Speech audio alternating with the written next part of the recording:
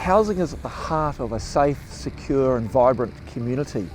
In partnership with our community, we want to be part of the solution to the housing crisis that we're facing in this district. We know there's been a housing shortage for some time, and that's why for the last 18 months we've been working on a housing strategy to help address some of the issues that we are facing.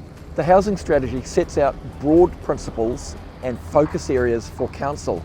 It talks about what our role is and isn't. Affordable housing 20 to 30 years ago, your average family, even on a low wage, could afford to save and purchase their own home. But the housing prices in the district have far outstripped what many people can afford. So let's be clear, it is not council's job to build houses, but in partnership with government agencies and developers and others in the industry, we can work together to help bring about some change for the people in our community.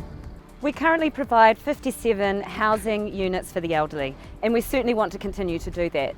But the stock's outdated, and our elderly community and our kaumātua deserve better than that. So we'd like to upgrade it.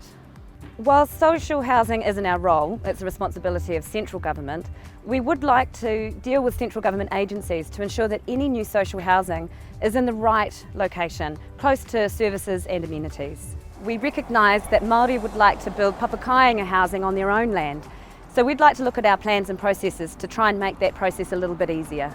Everybody in our district deserves a warm, safe and dry home to live in. Do you think these are the right goals for our housing strategy? We'd like to hear from you. Have a look on the council website, have your say. We welcome your feedback and we look forward to hearing from you. Thanks very much.